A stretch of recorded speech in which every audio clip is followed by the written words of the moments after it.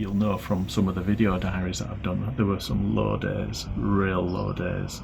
And then just realised actually I've been getting progressively more cross, short-tempered, but I noticed that I was snapping at people at work, and when it gets to that, you can't let that happen. I feel I've lost a little touch with you really, and where you're at and what's going on. Well, given the amount of work I had on it as well. Yeah. So you've had quite a blip. You had a work surge, did you? I had a change of boss. Okay.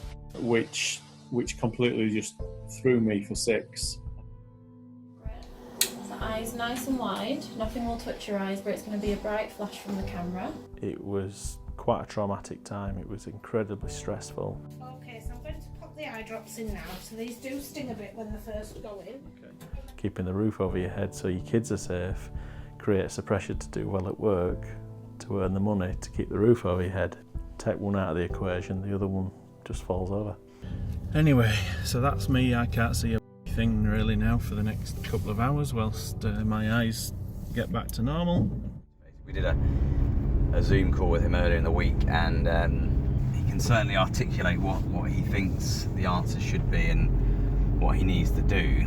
So it's not lack of understanding, I don't think, but it's how we motivate him to do that. There are things that I will not put down.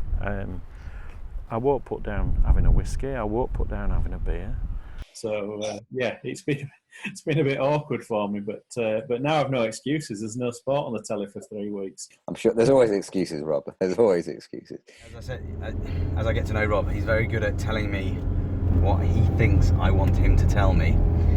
But I'm slightly concerned that although he knows the answer, he just struggles to put it into action. So we know that his last blood test was quite high, and we know that part of what he needs to do is reduce those starchy foods and those sugary foods to see his HbA1c come down. There'll be certain processed foods or manufactured foods that are going to have an element of carbohydrate in them. But yeah, how many grams do you think you're having a day? No idea. Yeah, good honest answer. Well, you've got to be, haven't you? Yeah. I mean, if you're not honest, what's the point? We all have a risk of addiction in our lives. We all potentially can become addicted to substances that temporarily make us feel better. And I think if you have a diet that's higher in sugar and higher carbohydrate, it does lift your mood temporarily. Oh my God, it's gone from 6.8 to 10.4 from a tiny bit of bread. What? That's really shocked me, isn't it? That shocked me, is that? So we are due to meet Rob today to see how he's getting on. I think he's got a whiteboard prepared for me, so that's going to be very insightful to see what's going on in Rob's mind. I think we found a suitable photograph. So yeah, we've got this little bit of a whiteboard for my project with a lovely photograph of this handsome chap in the middle. It's all very well having a plan on a whiteboard. The whole exercise, if it's going to add value to him, he's got to grapple with the fact that he has to put into action the plan, and if he doesn't, it won't work. And what we're going to try and do is do a little bit of where I was with the diabetes and where I am now and where we want to go. And where you want to go to.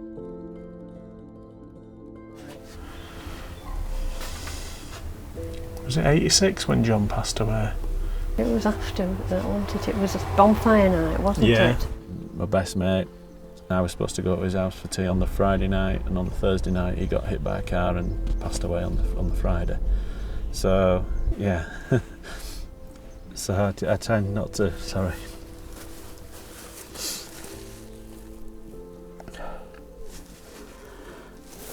And so as a human, maybe it's natural response to distance yourself from close relationships, so it doesn't happen again.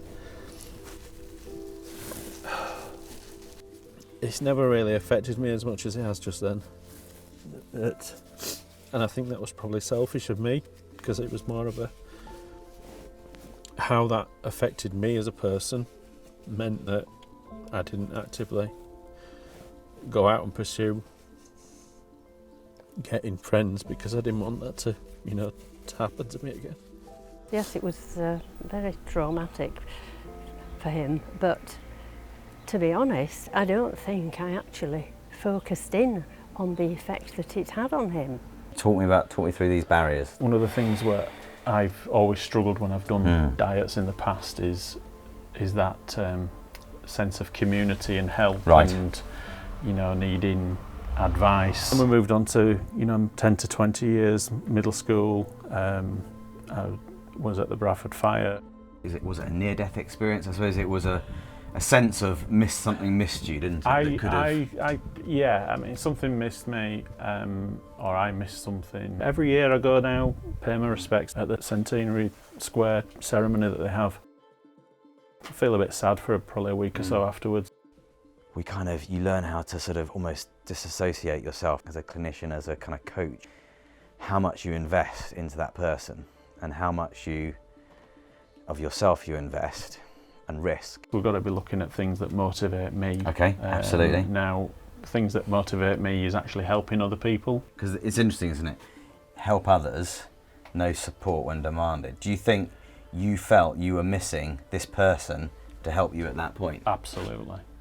Rather than that person that was missing, and it was actually him. He needs to be that person for himself, not for someone else. And actually, when he makes that connection, possibly that's when he'll solve the situation of motivation, because he will be motivated for himself. He won't need me. He won't need fixing Rob.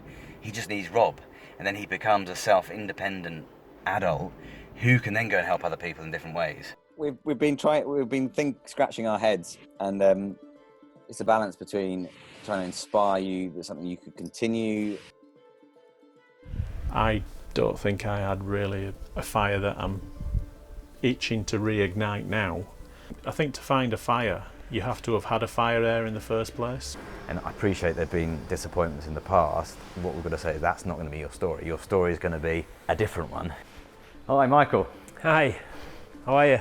Thanks for having us. Good to meet you. Anytime. Yes. I'm a GP and I'm trying to help a chap called Rob. Although he did a little bit of weight training in his mid-teens and early 20s, he's been pretty sedentary ever since. Yeah, well, that's the first step, is getting him down to the gym. So you've accomplished the first step, which is getting he's him not in. quite here yet. No, So no, just, I think Rob is going to absolutely love it. Yeah, I think so as well. He will really get what you've done here. I've never done any boxing before either, so no. Someone's left a tyre. It's quite warm today anyway, so a little bit of skipping, right? Just to show you, it is difficult, all right? That's it, doctor, that's fine. That's it. Just make the rope a little bit longer. When you get the bug for doing exercise, you can't get enough of it. Oh, he's got it, look, that's it. Yes, we've got a crossover. Very impressive. 3, 2.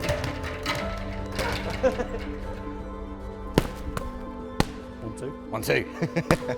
What do you think? It's blown me away. Absolutely blown me away. Yeah. I walked in and I immediately felt this. I want to get started. I think Callum's kind of sold. excited by it. Sold. How did you find it? Yeah. Good. Good. Yeah. As good as you thought, or better? Better. Better.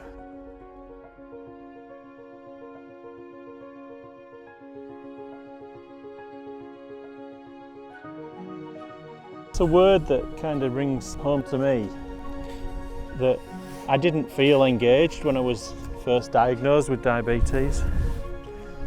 If you don't get the patient on board and engage with them from the off, then you've lost the battle before you've even started. Do you feel like you've had to change or you've wanted to change? They're both. Okay. It's always easy to be the helper. To be the helped, the person who needs the help, it takes a lot of kind of emotional courage, really. Forgot to take the pad with me.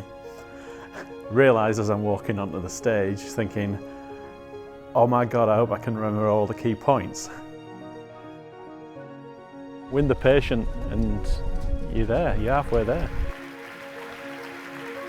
I thought it went down brilliantly.